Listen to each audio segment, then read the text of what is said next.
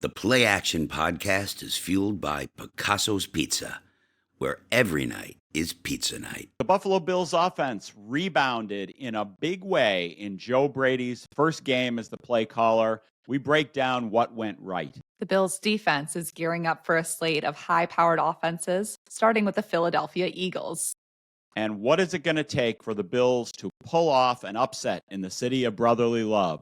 We break it down. The PlayAction Podcast starts now.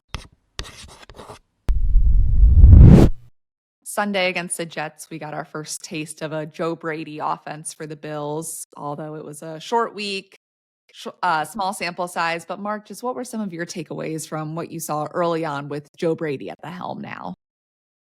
Well, obviously an impressive game. They put up 32 points on a great defense. Now, you know, how much changed? I mean, like going back to Ken Dorsey, Ken Dorsey, I still maintain, did not do a bad job as the Bills offensive coordinator. He could have done better, but he took the offense in good directions and morphed it in a directions it needed to go after Brian Dable the last 2 years. So big part of this was the Bills. Sean McDermott decided the Bills needed a shakeup. And they got it. So no excuses anymore. Can't blame the play caller. And so what did they do right? Number one, no turnovers.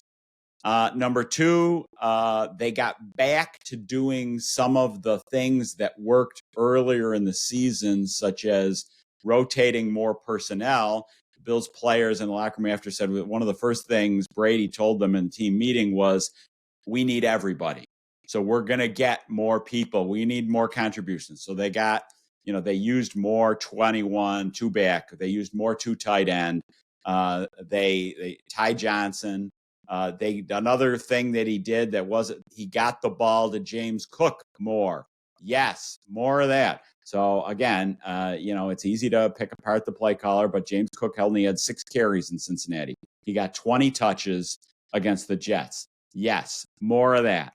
And they did scheme up some plays, which was fans have been asking for, the schemed up touchdown to Ty Johnson, and then they exploit the man coverage with getting a cookout in the flat with kind of a mesh scheme, running the Jets through traffic. So those were good things. Yeah, it was interesting. You mentioned how players were saying that they needed to mix in more people. There were some unusual names there. I mean, Ty Johnson's touchdown.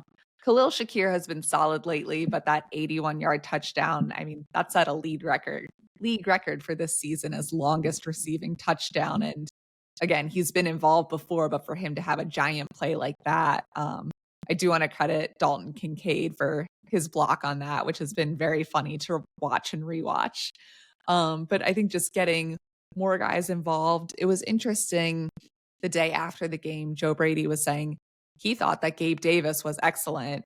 Now you look at the stat line, Gabe did not have a catch.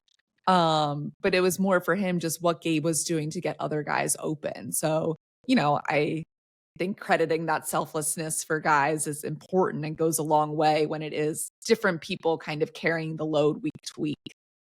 Well, I think it's also smart for a coach when receivers who want the ball in their hands to throw him some roses. When he's probably not feeling that great, I also thought it was really encouraging that, again, you mentioned Shakir, the arrow is going up with Shakir. He has sort of grabbed the number 3 wide receiver job, clearly. He gives them some good run after the catch. I thought it was encouraging that they could put up 32 points without needing a colossal game from Stephon Diggs. He had 4 catches, I think, but he was still a huge factor. He was basically triple covered on the Cook touchdown. Utilizing that, that's so, I think Brady was a breath of fresh. They needed a change, or McDermott decided they needed a change. And I think you could, that's understandable. I mean, I think the mood in the team was down, just like it was among the fan base after the Denver loss. So it was a shakeup, and it worked. And for a week, this should be a good offense. I think that's another bottom line. If 9 turnovers in 5 weeks or whatever, 5 or 6 weeks or whatever it was, you can't win. If you get 9 possessions and you're turning it over 3 times, it's killing. You can't do that. And so they basically had a turnover-free game. I know Josh threw the interception on a Hail Mary, but I'm not counting it. It doesn't count. He'll be glad to hear it doesn't count, even though I think officially it might still show up on the stats. The Buffalo Bills defense goes from the lowest degree of difficulty you can get in the NFL, Zach Wilson of the Jets, to a stretch of pretty much the highest degree of difficulty, the 9-1 Philadelphia Eagles, followed by Patrick Mahomes, followed by the Dallas Cowboys' potent offense. Katherine, let's talk about the difficult challenge the Bills defense faces. Yeah, we'll dive into the Philly offense a bit, both during this segment and the next. But I think just kind of to start with the Bills defense, this is quite a jump going from the Jets to the Eagles. Philadelphia offense, they're 5th in points, they're 9th in yards, but I feel like that's a little deceiving based off just how they're winning these games. They're able to win no matter what. Again, you mentioned 9-1, the one loss to the Jets. But I think it's just been interesting seeing how the Bills defense has responded, having all these injuries lately, who's stepped up. They're navigating injuries again this week as we record. Taron Johnson and Dane Jackson are both in concussion protocol. But they've got good news on other guys. So it feels like there's an injury update every week. But other guys have been able to hold it together. Yeah, I mean, I think we're really gonna. It was an encouraging game. I think we can make some individual judgments off the Jets, but the Jets' offensive line was all banged up. They had 2 guys who were playing their first time ever on the offensive line for the Jets, and now they go, this is the best offensive line in the NFL. And I'll be writing about this. But center Jason Kelce is the best center in the NFL. Right tackle Lane Johnson is the best right tackle in the NFL. And the left side of their line is the biggest, most powerful run blocking left side of the line in the NFL, led by 363-pound Jordan Mailata, their left tackle. So impressive. That's going to be a big test. The Bills, I expect to see a lot of Linval Joseph this week. They're going to have to stop the run. If you watched, I know many Bills fans watched the Chiefs-Eagles game. The Chiefs defense was super impressive, in my view.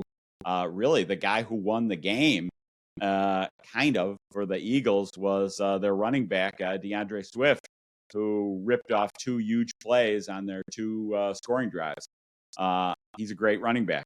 And then Taron Johnson is the real, if they don't have Taron Johnson, that's a colossal problem.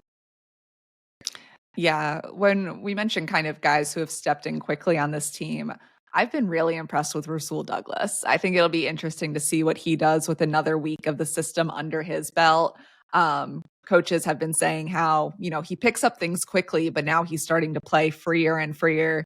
He had 2 interceptions, recovered a fumble against the Jets. He had a fumble recovery the week before as well. So, making splashes early on for a guy who just got here right at the trade deadline and basically, had the first Wednesday he got here, showed up midway through practice, or at least to the field midway through practice from getting his physical and everything, and then was playing that weekend. That's a pretty tough task, and I think he's handled all that well, and I'll be interested to see, again, just now that he's more and more comfortable with the defense, what that opens up for him.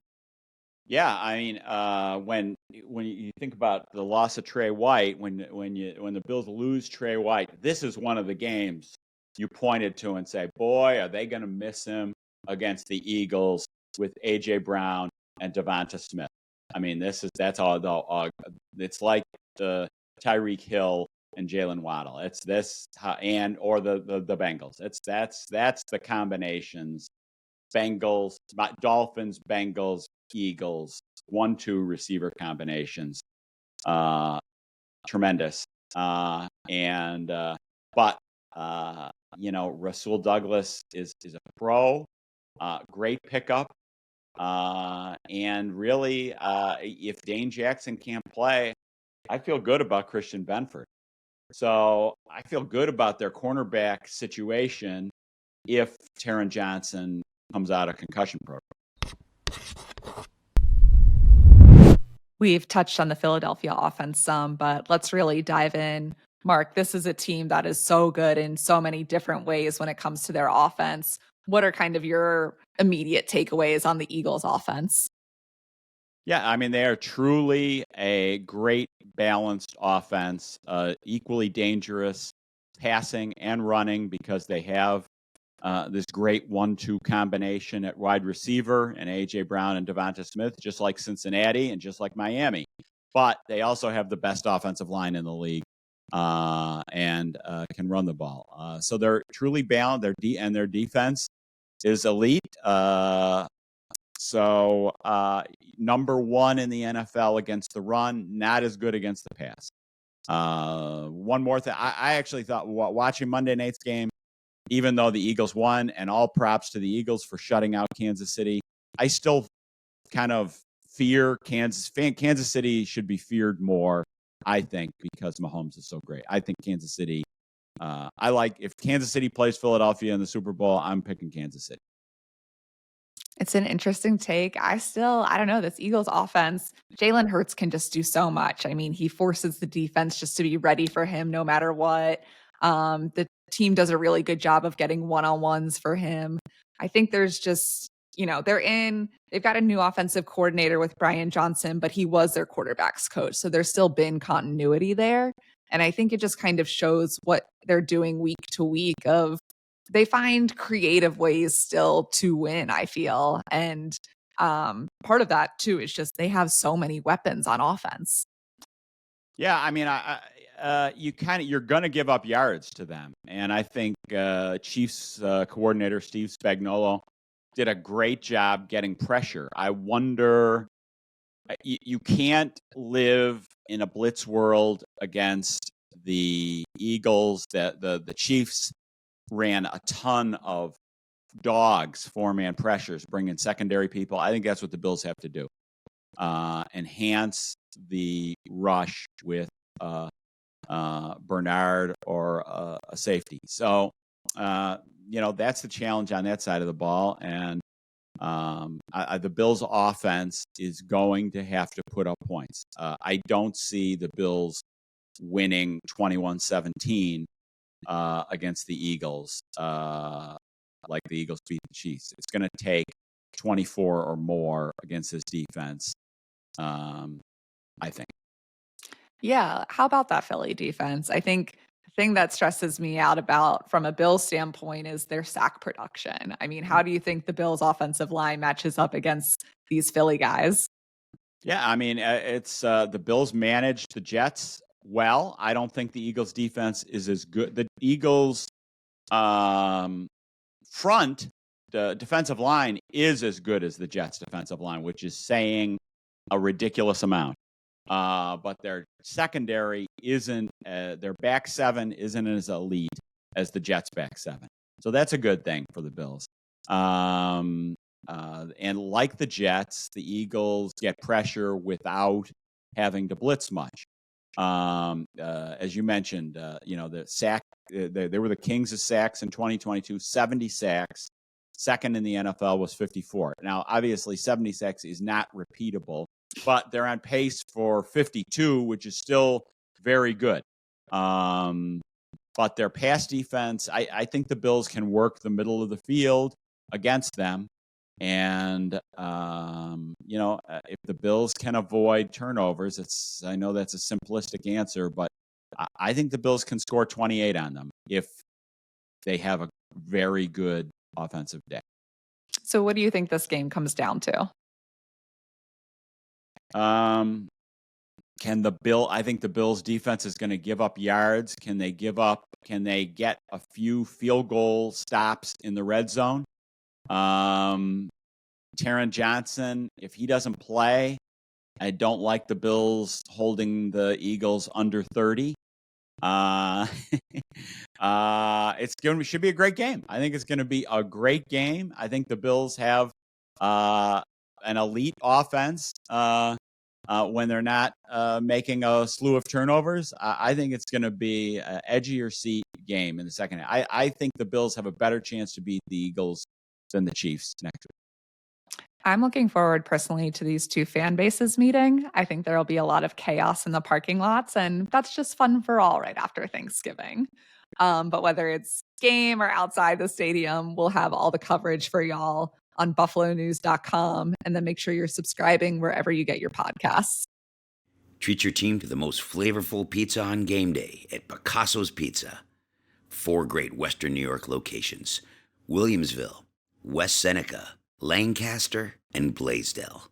Picasso's. We are Buffalo's Pizza since 1980.